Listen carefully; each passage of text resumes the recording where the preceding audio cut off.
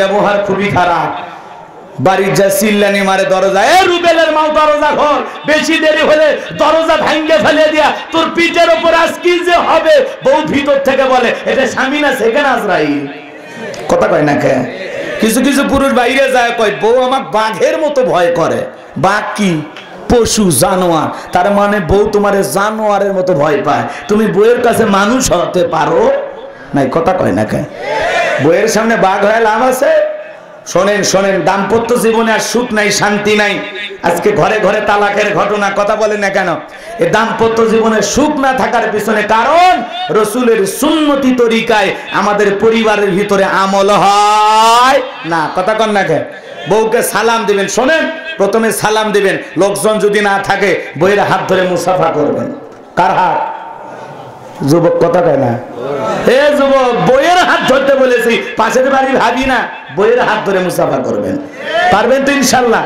আর একেবারে যদি লোকজন নাই থাকে, মুসাফা করার পরে বইয়ের সাথে কোলাকুলিও সেরে নেবেন। পারবেন তো ইনশাল্লাহ? হাসে হাসে, কথা বোঝেন নাই মনে হয়। প্রথমে সালাম, এরপরে মুসাফা, এরপরে কোলাকুলি। দাম্পত্য জীবনে যদি এই তিনটা আমল একসাথে করতে পারেন, বিশ্বাস করেন, বিশ্বাস করেন, আপনাদের দাম্পত্য জীবনের উপরে আল্লাহর আসমান থেকে 3টি রহমত নাজিল হবে। বলেন সুবহানাল্লাহ। আরো জোরে বলেন সুবহানাল্লাহ। দাম্পত্য জীবনে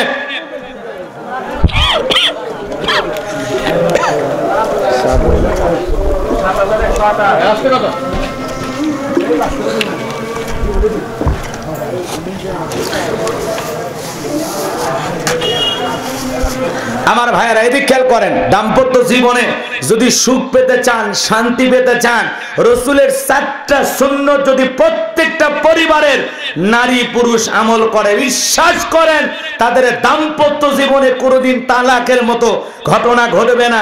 কোনো কবিরাজের পানি পড়া লাগবে না, কোনো হুজুরের পানি পড়া লাগবে না, তাবিজ লাগবে না। সেই 4টা সুন্নাত কি কি আপনারা শুনবেন? একটু হাত তোলেন তো, কারা কারা শুনবেন? লিল্লাহে তাকবীর। হাত নামান। রসুলের এই 4টা রোমান্টিক সুন্নাত বাড়িতে আমল করা লাগবে। কথা বলে ঠিক কি না? বউকে সালাম দিবেন, পারবো তো ইনশাআল্লাহ? কি সেই 4টি সুন্নাত শেষে খালি মনে করে দিবেন? পারবেন না? একটু ধৈর্য ধরেন বাজান। কোন খারাপ নবীজির মুখটা মলিন, চোখের কোনায় অশ্রু দেখা যায়। কিছুটা সময় অতিবাহিত হয়ে যাওয়ার পর আমি তাকায় দেখি আমার নবীজি মুস্কি মুস্কি হাসতেছেন। বলুন সুবহানাল্লাহ। হযরত আনাস ডেকে বলেন, নবী গো, এই মাত্র দেখলাম আপনার মনটা খারাপ, মুখটা মলিন, চোখের কোনায় অশ্রু, আবার দেখি আপনি মুস্কি মুস্কি হাসেন। আমার নবীর মনটা কেন খারাপ? কারণ আছে না নাই? নবীর চোখে কেন পানি? কারণ আছে না নাই?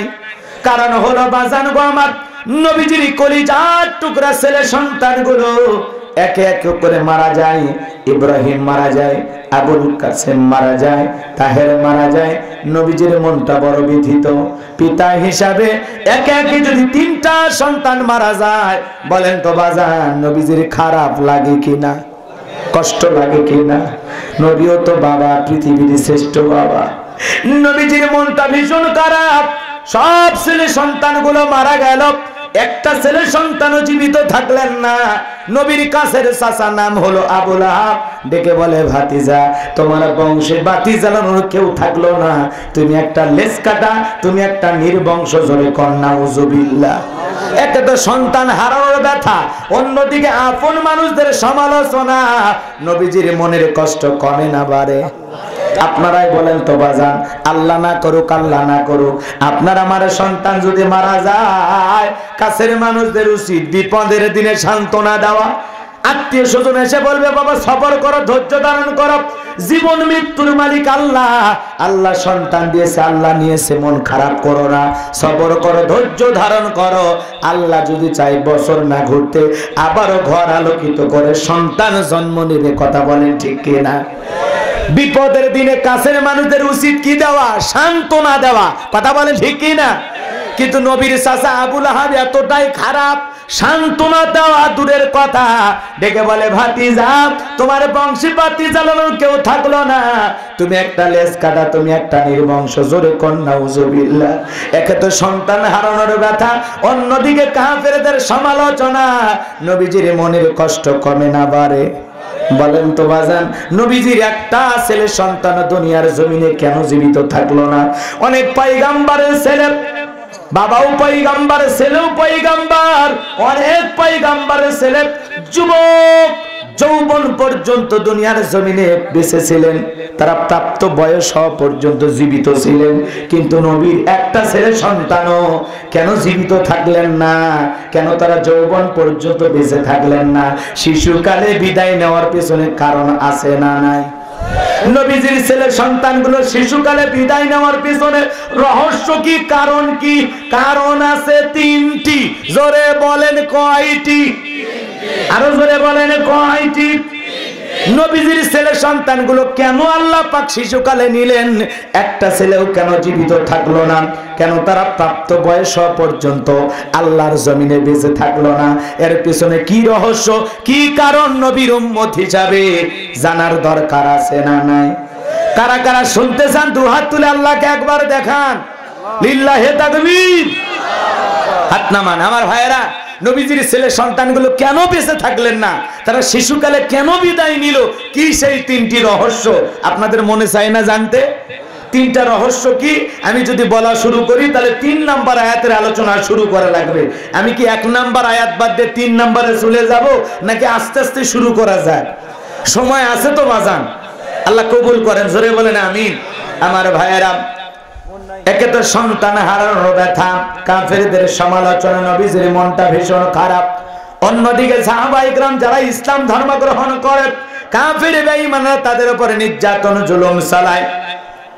নবীজির প্রিয় সাহাবী হযরতে বেলাল যখন জানতে পারলেন নবীজি কালেমার দাওয়াত দেয়, ইসলামের প্রচার প্রসার করে, হযরতে বেলাল দেরি করলেন না। রাতের বেলায় নবীজি দারুল আরকামে বসা, হযরতে বেলাল বিশ্বনবীর সামনে উপস্থিত হলেন। দেখে বলেন, নবী গো, আপনার চাইতে সুন্দর মানুষ আমি জীবনে কোনোদিন দেখি নাই। আপনার আমার নবী কেমন সুন্দর ছিল, কতটা সুন্দর ছিল! নবীর প্রিয় সাহাবী হযরতে জাবের রাদিয়াল্লাহু তাআলা আনহু বলেন, পূর্ণিমার রাত আমি রাসূলের বাড়িতে গেলাম, সেদিন দেখেছিলাম চাঁদ উদয় হয়েছে দুইটা, একটা চাঁদ আসমানে আর একটা চাঁদ জমিনে। আমি আসমানের চাঁদের দিকে একবার তাকাই, জমিনের চাঁদের দিকে একবার তাকাই, ওই আসমানের চাঁদের চাইতে বিশ্ব নবীকে আমার কাছে বেশি সুন্দর মনে হয়। চিৎকার মেরে বলেন সুবহানাল্লাহ। আপনার আমার নবী কতটা দামি জানেন? আজকে নবীর সম্মান মর্যাদা আমরা জানি না। এক জায়গায় ওয়াজ করতে যা বললাম, বলেন তো ভাই আমাদের নবীর নাম কি? বলে আব্দুল কাদের জিলানী। পীর সাহেবের নাম মুখস্থ আছে, কিন্তু আমার নবীর নাম মুখস্থ নাই। এরকম কপাল পোড়াও আছে না নাই? নবীর সম্মান মর্যাদা জানার দরকার আছে না নাই? আপনার আমার নবীর চেহারাটা কত সুন্দর ছিলেন জানেন? আম্মা জান আয়েশা দেখে বলেন, যারা ইউসুফ নবীর চেহারার দিকে তাকাইয়া ফল কাটতে গিয়ে আঙ্গুল কেটে ফেলে দিয়েছিল, ওরা যদি বিশ্ব নবীর চেহারা মোবারকের দিকে তাকাইতো, শুধুমাত্র আঙ্গুল নয়, আঙ্গুল কাটতে কাটতে, হাত কাটতে কাটতে কখন যে নিজের কলিজা কেটে দুফাক করে দিত, মুহূর্তের জন্য টের পাইতো না। আপনার আমার নবী এতটাই সুন্দর। আম্মা জান আয়েশারও ডেকে বলেন, ও দুনিয়ার মানুষ, তোমাদের একটা সূর্য আছে, আমি আয়েশারও একটা সূর্য আছে। তোমাদের সূর্য উদয় হয় দিনের বেলায়, আর আমি আয়েশার সূর্য উদয় হয় রাতের বেলায়। আম্মা জান আয়েশা একদিন সেলাইয়ের কাজ করতেছেন, হাত থেকে সুইটা পড়ে গেল, বাটিতে কোনো তেল ছিল না, বাতি জ্বালাইতে পারলেন না, অপেক্ষায় বসে থাকলেন অন্ধকারে ঘরে। বিশ্বনবী যখন এশার সালাত আদায় করার পর ঘরের ভিতরে প্রবেশ করলেন, সর্বপ্রথম নবীজি আম্মা জান আয়েশাকে সালাম দিলেন। নবী ঘরে ঢুকে আম্মা জানকে কি দিলেন? নবী যদি ঘরে ঢুকে তার স্ত্রীকে সালাম দেয়, এই সুন্নত উম্মতের বাড়িতেও আমল হওয়ার দরকার আছে না নাই? ঘরে ঢুকে রাসূল তার স্ত্রীকে সালাম দিতেন, আমরাও দেব তো ইনশাআল্লাহ। বাড়িতে যা বউকে সালাম দিব, আসসালামু আলাইকুম রহিমা, কেমন আছো সোনা, ঘরের দরজাটা খোলো না, আমি তোমার লিটনের বাপ, তোমার দিওয়ানা। বউ খুশি হয়ে দরজা খুলবে, কথা বলেন ঠিক কি না? ভালো করে বোঝার চেষ্টা করবেন। সালাম আছে যেখানে শান্তি আছে, সালাম আছে যেখানে আল্লাহ রহমত আছে, সেখানে বলেন আল্লাহু আকবার।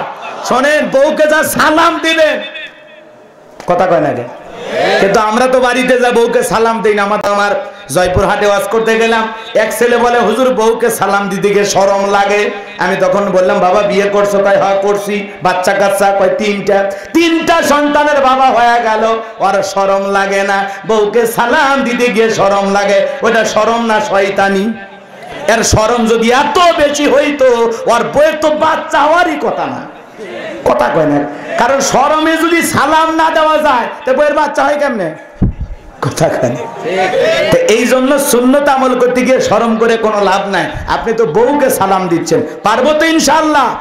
আজকে সালাম দিবেন আসসালামু আলাইকুম, হয়তো নতুন নতুন সালাম দিলে বউ আবার বলবে কোন হুজুরের মুরিদ নিয়ে বাড়িতে ঢুকলা, সেদিনই তো মুখের গাছের কড়া চুরি করলা। কারণ বউ আপনার আমার ব্যক্তিগত চরিত্রটা ভালো করে বোঝে, কথা বলেন ঠিক কিনা? 2-4 দিন দিতে দিতেই অভ্যাসে পরিণত হবে। সালাম দিবেন, সালাম দিলে স্বামী স্ত্রীর মধ্যে শ্রদ্ধা, ভক্তি, ভালোবাসা, বিশ্বাস এগুলো বেড়ে যায়, কথা বলেন ঠিক কিনা?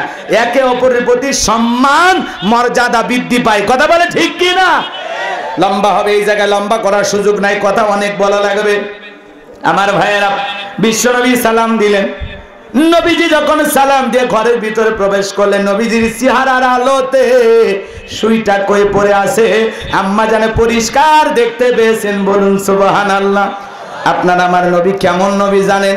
যে নবী হ্যাঁ বললে পুরো পৃথিবীবাসীর জন্য হালালে পরিণত হয়ে যায়, যে নবী না বললে পুরো পৃথিবীবাসীর জন্য হারামে পরিণত হয়ে যায়, যে নবী জমিনে পা তুললে মাওলা পাকের আরশে আজিমে পৌঁছে যায়, যে নবী চাঁদের দিক ইশারা করলে চাঁদ 2 টুকরো হয়ে যায়। আরে যেই নবীর